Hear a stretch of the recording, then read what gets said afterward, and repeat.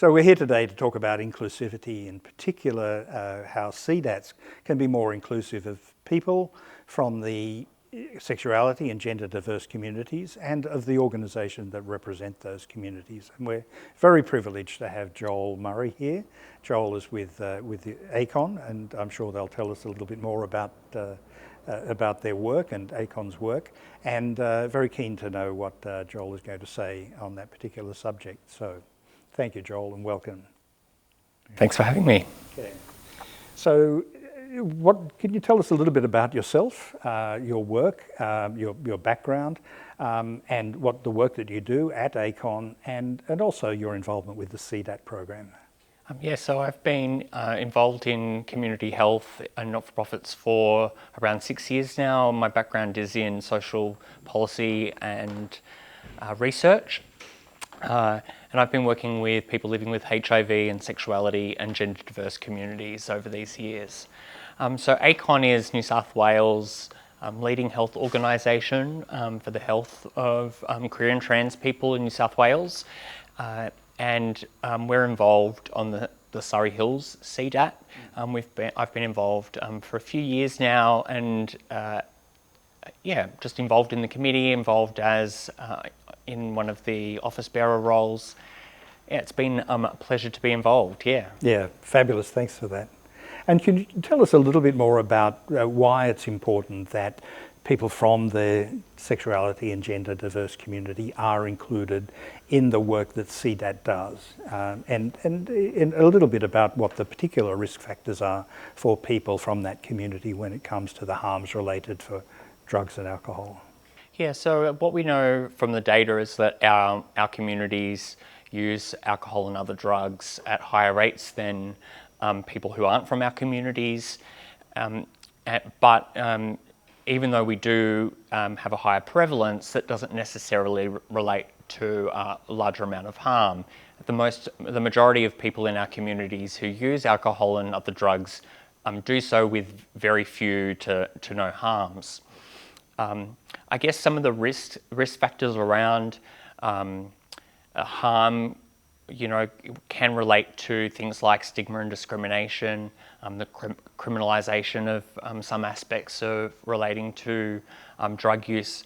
And so I think it's those elements that then impact upon the harm in the greatest way for our communities, because we already experience stigma and discrimination because of our sexuality or our gender or maybe our HIV status, and then to also then receive stigma on the or be subject to stigma and discrimination on the basis of our alcohol and other drug use, then it's kind of compounded stigma, and so it doesn't necessarily help the problem. Wonderful, thanks for that. And you've made some really important points there. In particular, and we can't emphasise enough, that people need to recognise that the prevalence of alcohol or drug use is not directly related to the incidence of harms. That in fact, proportionally, the harms are probably of people in that community are no different from the harms that might be experienced proportionally to people who use drugs and alcohol in the broader community.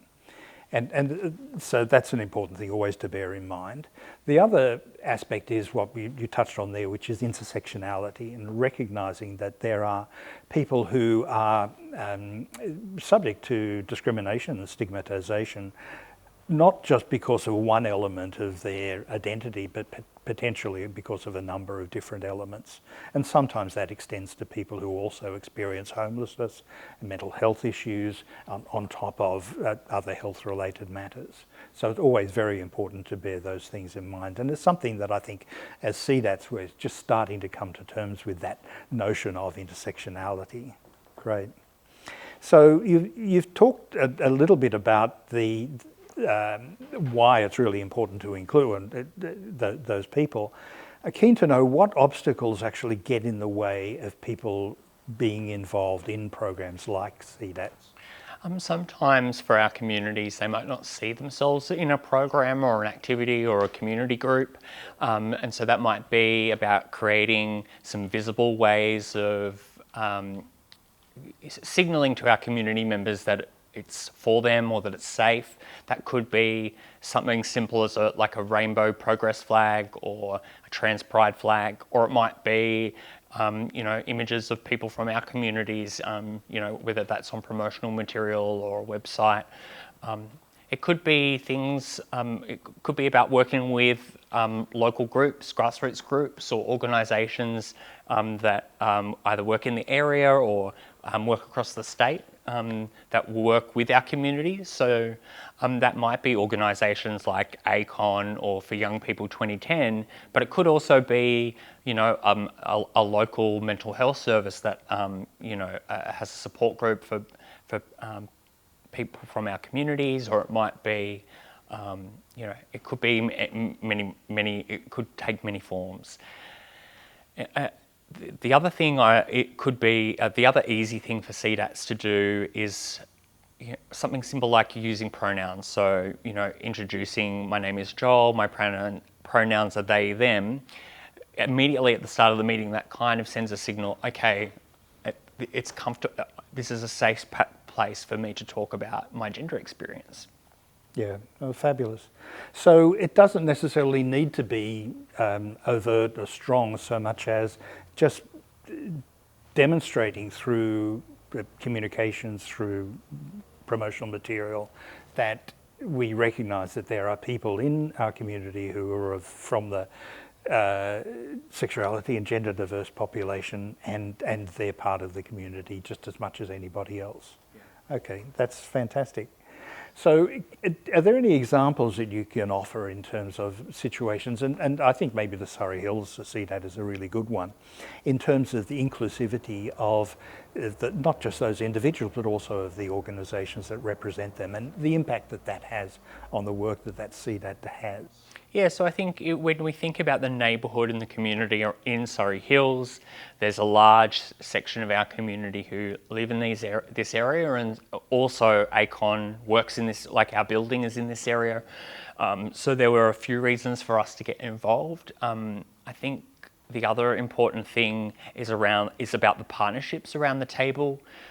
We've got a range of different services and population groups represented at the table, as well as community members who are not affiliated with an organisation, who are just interested in talking about alcohol and other drug harms in the community and contributing to reducing those.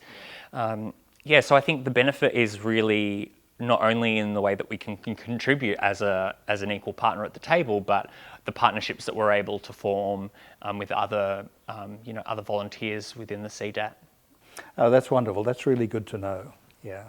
So just by way of summary then, Joel, and thanks again very much for your time.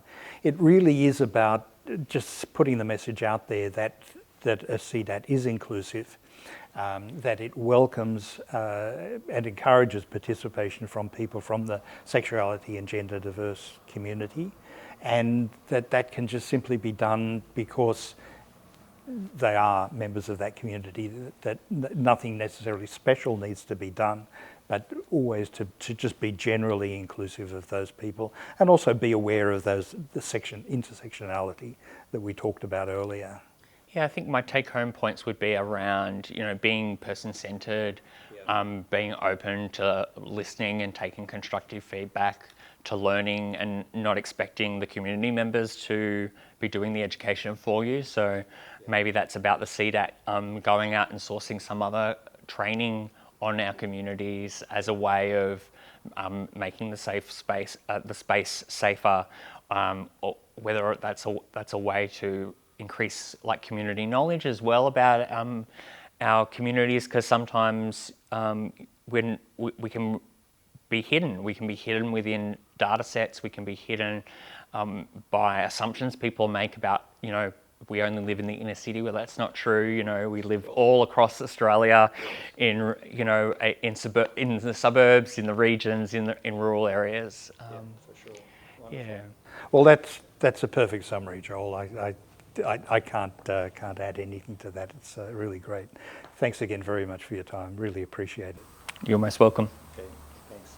So Joel mentioned quite a few valuable resources there, and we're going to put links to all of those in the comments section, and I do encourage you to have a look at those and tap into those resources that are really going to help you to increase the levels of inclusivity of the sexuality and gender diverse communities within your CDAT. So please do take a good look at those.